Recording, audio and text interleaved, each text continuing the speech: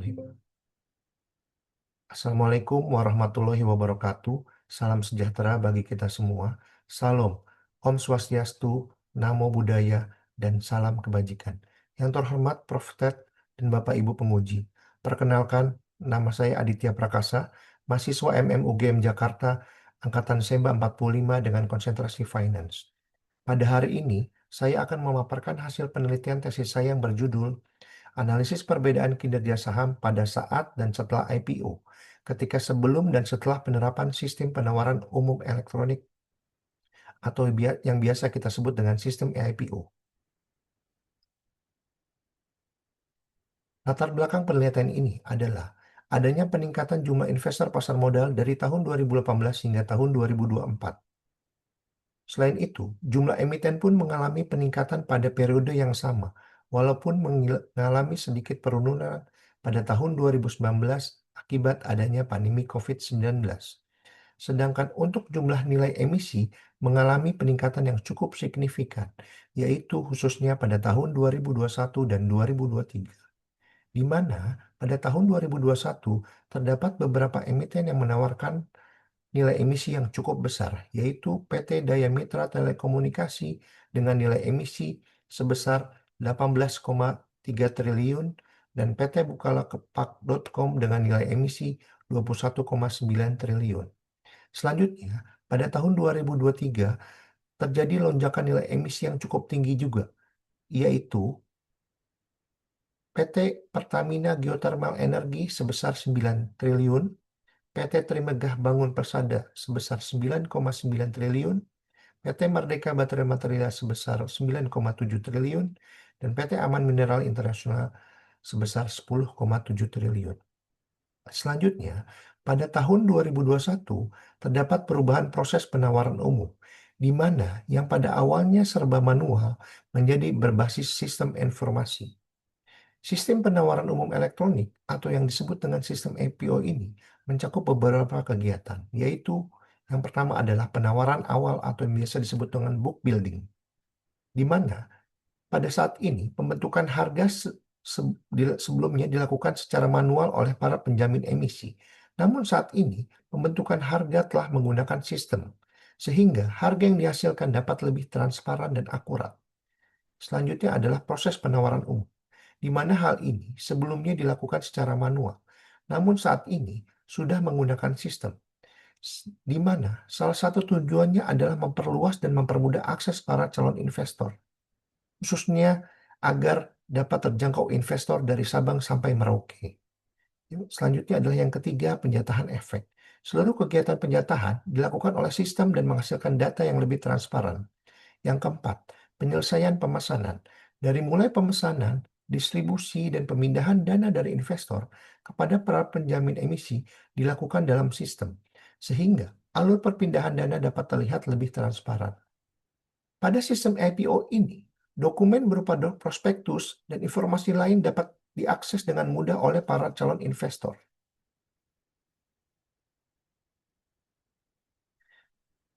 Berdasarkan latar belakang tersebut, dirangkumlah pertanyaan penelitian sebagai berikut.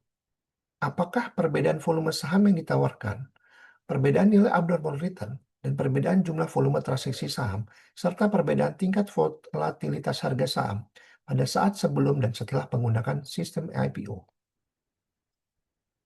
Selanjutnya, tujuan penelitian pada tesis ini adalah menguji perbedaan volume saham yang ditawarkan, perbedaan nilai abnormal return, dan perbedaan jumlah volume transaksi saham, serta perbedaan tingkat volatilitas harga saham pada saat sebelum dan setelah menggunakan sistem IPO.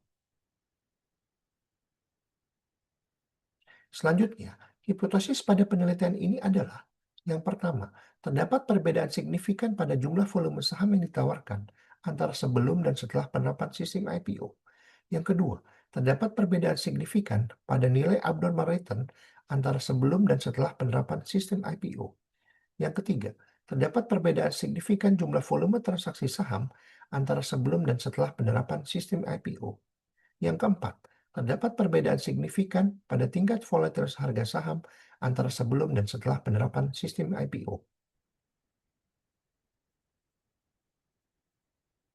Selanjutnya adalah landasan teori.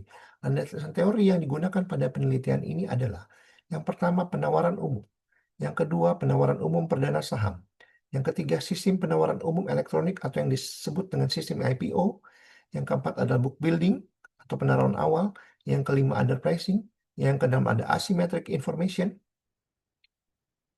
yang ketujuh adalah volume saham yang ditawarkan, yang kedelapan ada nilai abnormal return, yang kesembilan ada volume transaksi saham, dan yang terakhir adalah volatilitas harga saham. Selanjutnya, sumber data yang digunakan pada penelitian ini adalah data jumlah saham dan harga saham yang ditawarkan pada saat IPO diperoleh dari prospektus masing-masing calon emiten dan atau pada sistem IPO. Sedangkan data terkait harga saham dan harga transaksi saham didapatkan dari website Bursa Efek Indonesia. Sedangkan metode pemilihan sampel yang digunakan adalah metode purposive sample, di mana menggunakan kriteria tertentu, yaitu di antara lain, yang pertama, sebanyak 184 emiten yang telah efektif dan mencatatkan saham di Bursa Efek Indonesia sejak tahun 2018 hingga tahun 2023, namun belum menggunakan sistem IPO. Yang kedua, sebanyak 176 emiten yang telah efektif dan mencatatkan saham di Bursa Efek Indonesia sejak tahun 2018 sehingga tahun 2023, namun telah menggunakan sistem IPO. Variabel penelitian yang digunakan ada 4, yaitu volume saham yang ditawarkan. Yang kedua, nilai abnormal return. Yang ketiga, volume transaksi saham. Yang keempat adalah volatilitas harga saham. Selanjutnya, kita akan membahas hasil penelitian jika dilihat dari statistik deskriptif. Yang pertama adalah rata-rata volume saham untuk emiten yang belum menggunakan sistem IPO lebih tinggi jika dibandingkan dengan emiten yang telah menggunakan sistem IPO, yaitu 23,85% dibandingkan dengan 19,88%. Selanjutnya adalah rata-rata nilai abnormal return, yaitu untuk emiten yang belum menggunakan sistem IPO lebih tinggi jika dibandingkan dengan emiten yang telah menggunakan sistem IPO, yaitu perbandingannya adalah 0,428 dengan 0,1926. Sedangkan untuk volume transaksi saham, rata-rata volume transaksi saham untuk emiten yang telah menggunakan sistem IPO lebih tinggi jika dibandingkan dengan emiten yang belum menggunakan sistem IPO. Sehingga dapat disimpulkan bahwa dengan adanya sistem IPO ini akan menyebabkan volume transaksi semakin meningkat karena saham emiten dianggap lebih menarik untuk ditransaksikan. Yang terakhir adalah untuk volatilitas harga saham. Rata-rata volatilitas harga saham untuk semua emiten mengalami penurunan. Namun, untuk emiten yang tidak menggunakan sistem IPO cenderung lebih memiliki tingkat volatilitas lebih tinggi jika dibandingkan dengan yang telah menggunakan sistem IPO.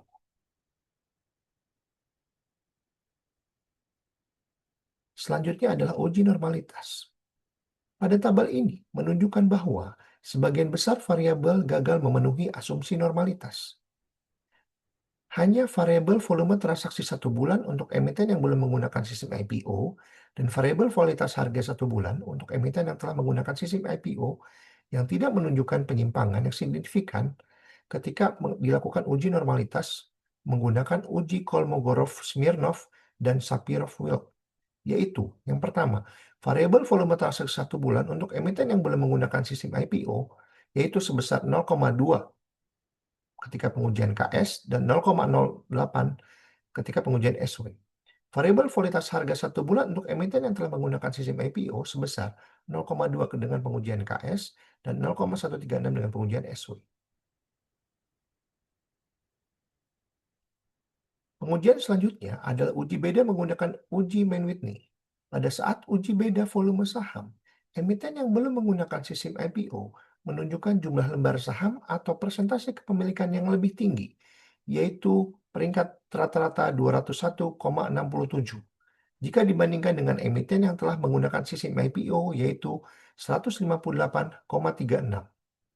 Selanjutnya, pada saat uji beda abnormal return, analisis menunjukkan perbedaan yang signifikan secara statistik antara emiten yang telah menggunakan sistem IPO dan emiten yang belum menggunakan sistem IPO, di mana emiten yang belum menggunakan sistem IPO menunjukkan abnormal return yang jauh lebih besar, yaitu dengan peringkat rata-rata sebesar 236,09.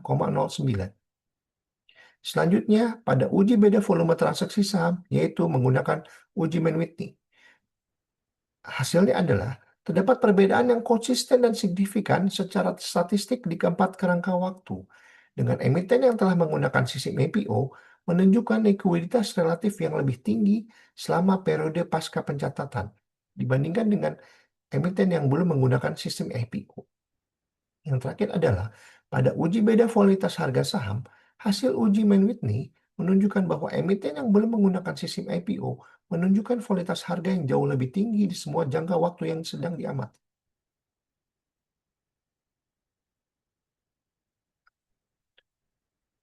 Pembahasan untuk volume saham. Emiten yang belum menggunakan sistem IPO menunjukkan bahwa emiten-emiten ini menerbitkan porsi saham yang lebih besar dibandingkan dengan emiten yang telah menggunakan sistem IPO. Sehingga dapat menunjukkan bahwa emiten yang telah menggunakan sistem IPO lebih ketat dalam menawarkan jumlah saham yang dicatatkan di publik, mengingat adanya isu asymmetric information yang semakin berkurang. Selanjutnya adalah abnormal return. Emiten yang belum menggunakan sistem IPO menunjukkan abnormal return yang jauh lebih besar. Hal ini dapat menunjukkan bahwa emiten yang telah menggunakan sistem IPO dapat mengurangi adanya isu asymmetric information, sehingga isu tersebut akan berkurang secara perlahan-lahan. Berikutnya adalah volume transaksi saham. Emiten yang telah menggunakan sistem IPO menunjukkan likuiditas relatif yang lebih tinggi selama periode pasca pencatatan. Peningkatan likuiditas dapat menandakan kepercayaan pasar dan efektivitas penyebaran informasi digital yang menggantikan pemasaran penjamin emisi secara tradisional. Yang terakhir adalah volatilitas harga saham. Emiten yang belum menggunakan sistem IPO menunjukkan volatilitas harga yang jauh lebih tinggi di semua jangka waktu yang diamati. Temuan ini menunjukkan bahwa saham-saham yang terdaftar belum melalui jalur IPO mengalami perilaku harga yang tidak menentu yang lebih tinggi dibandingkan dengan saham-saham yang terdaftar di sistem IPO. Selanjutnya adalah kesimpulan. Yang pertama, emiten yang belum menggunakan sistem IPO menunjukkan bahwa emiten-emiten ini menerbitkan porsi saham yang lebih besar jika dibandingkan dengan emiten yang telah menggunakan sistem IPO. Yang kedua, emiten yang belum menggunakan sistem IPO menunjukkan abnormal return yang jauh lebih besar. Yang ketiga, emiten yang telah menggunakan sistem IPO menunjukkan likuiditas relatif yang tinggi selama periode pasca pencatatan. Yang keempat, emiten yang belum menggunakan sistem IPO menunjukkan volatilitas harga yang jauh lebih tinggi di semua jangka waktu yang diamati. Sehingga dapat disimpulkan bahwa penggunaan sistem IPO mengurangi jumlah informasi asimetris antara calon emiten dan investor. Hal ini membuktikan bahwa penerapan sistem IPO lebih unggul dalam hal kemampuan menyediakan informasi yang lebih lengkap dan transparan yang dapat diakses oleh kedua belah pihak untuk membuat keputusan, yaitu dari sisi emiten maupun sisi investor. Demikian presentasi tesis saya. Saya berharap penelitian ini dapat memberikan kontribusi positif bagi pengembangan ilmu pengetahuan. Selanjutnya, saya ucapkan terima kasih atas perhatian dan waktunya kepada Prof. Ted dan Bapak Ibu penguji. Sekian.